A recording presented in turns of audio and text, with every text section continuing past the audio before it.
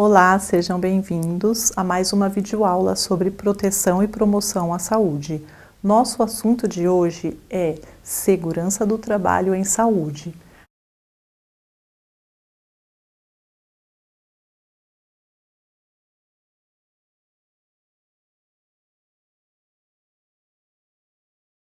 Ao término dessa aula, você deverá ser capaz de conhecer as medidas de biossegurança conforme a NR32, conhecer os equipamentos de proteção que devem ser utilizados para prevenção e controle das doenças ocupacionais e identificar medidas para a prevenção e preservação da saúde dos trabalhadores. Medidas de biossegurança e métodos de controle. Vamos aprofundar agora na NR32, que é a principal norma regulamentadora sobre trabalhadores da área da saúde. A NR32 traz alguns temas muito importantes, entre eles, identificação dos riscos, principalmente os riscos biológicos. Para esse risco específico, a NR traz algumas informações muito importantes, como, por exemplo, nós devemos trabalhar sempre com cabelos presos, as unhas devem estar sempre curtas, limpas, se tiver esmalte, devem ser nas cores claras, sem que a unha esteja descascada, sem que tenha ranhuras, enfeites, porque tudo isso vai prejudicar a higienização das mãos e a eliminação completa dos micro-organismos. Outra informação importante ainda sobre os riscos biológicos, por exemplo, os homens que utilizam gravata, essas não podem ficar para fora, devem ficar por dentro dos jalecos. Aliás, jaleco, avental, uma coisa diz respeito ao uniforme, que serve para proteger nossas roupas. Outra coisa são os aventais utilizados como EPIs, que vão nos proteger como uma precaução de contato à disseminação de alguma doença, por exemplo. Não podemos ter nada preso no pescoço, como colares, crachás, cachecol, porque isso pode ser uma fonte para a disseminação de micro-organismos também. A NR32 ainda traz uma informação muito importante sobre as vestimentas no que tange ao uso de sapatos. Os sapatos devem ser sempre fechados, não podemos trabalhar nessas áreas com sapatos abertos, que deixem o peito do pé aberto ou ali atrás do calcanhar, porque ele deve ser totalmente protegido e tem que ser um material também passível de limpeza, então não pode ser de pano, de plástico, tem que ser um calçado que tenha uma vedação boa para nos dar proteção. As informações referentes aos materiais pérfuro-cortantes. Mesmo que a assistência ao paciente seja dada em domicílio e por pessoas que são formadas como cuidadores, muitas vezes precisamos auxiliar os pacientes com uma aplicação de insulina, por exemplo, que é uma injeção que vai por uma via subcutânea e esse dispositivo vai ter uma ponta ali de agulha e o descarte deve ser em local específico, sempre numa caixa rígida, em superfícies, em recipientes que sejam rígidos, e o seu descarte, o manuseio, são todos determinados aí na NR32. As condições do ambiente, uma outra importante questão abordada nessa NR, diz respeito tanto à área física, à iluminação, proteção ali contra quedas, escorregar,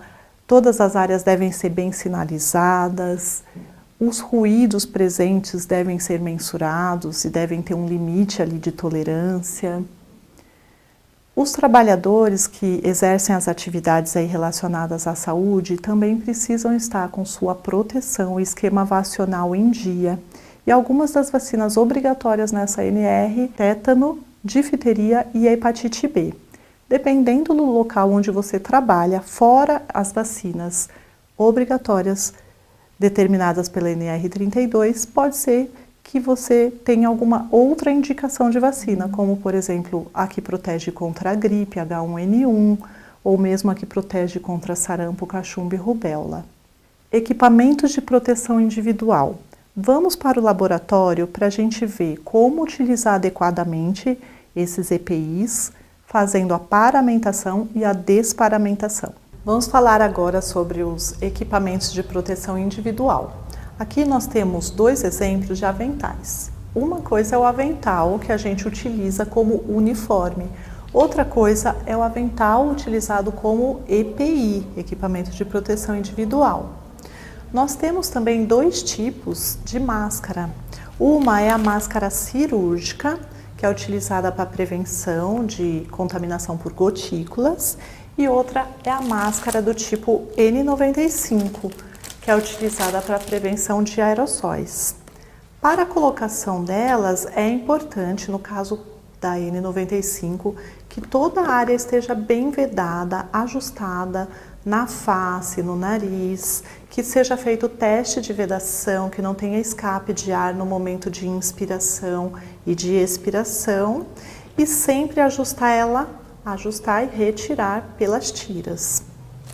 Aqui nós temos também o óculos de proteção, que é utilizado para prevenção por contato, se houver risco que fluidos corpóreos vão para os seus olhos. Aqui nós temos a luva estéreo, que é utilizada quando é preciso manusear tecidos que são livres de micro-organismos. Aqui nós temos a luva de procedimento. A luva de procedimento é considerada um EPI. Ela é utilizada para nossa proteção no caso de precaução por contato. E aqui a luva de látex, que pode ser utilizada no caso de manuseio com materiais, resíduos aí gerados dos serviços hospitalares e dos serviços de saúde. Agora eu vou fazer a colocação dos EPIs na ordem correta. Imagine que nós estamos com o uniforme, que é a roupa normal de trabalho, e vamos fazer a colocação dos EPIs na ordem certa.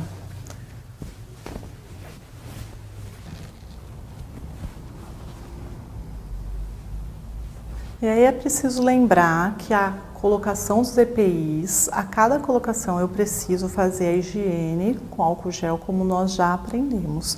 A cada EPI e sempre inicio com a higiene das mãos.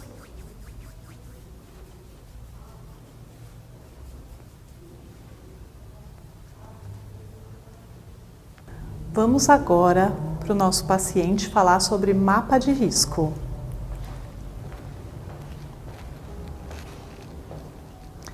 Então eu estou agora totalmente paramentada, como se o meu paciente estivesse em precaução por contato, e eu vou mostrar os riscos presentes nesse ambiente assistencial. Quando o pessoal da segurança do trabalho avalia os riscos, é dessa forma que eles fazem. O que a gente pode ver aqui? Nós temos material pérfuro cortante de um medicamento, uma insulina, por exemplo, que o paciente vai precisar tomar. Nós temos materiais também, produtos químicos tóxicos que precisam ser utilizados para a desinfecção da bancada, limpeza da área aí onde o paciente se encontra. Nós temos a própria assistência ao paciente, que está utilizando fralda descartável e que tem um curativo que precisa ser trocado. Então aqui nesse espaço a gente já pode identificar o risco químico, o risco biológico e o risco de acidente com material pérfuro cortante. Além disso, existe um outro risco envolvido na assistência. No momento que eu preciso manusear o paciente, como por exemplo trocar a fralda ou fazer uma mudança de decúbito nesse paciente, eu emprego ali a força do meu corpo nessa transferência do paciente, nessa mobilização. Então, esse risco ergonômico também está presente nessa área. Dessa forma, os mapas de risco são feitos e são sinalizados. Com os riscos sinalizados, nós conseguimos implementar as medidas preventivas. Procedimentos em acidentes com materiais biológicos. Todas as ações que vão qualificar o cuidador estão preconizadas na portaria de número 825, de 25 de abril de 2016.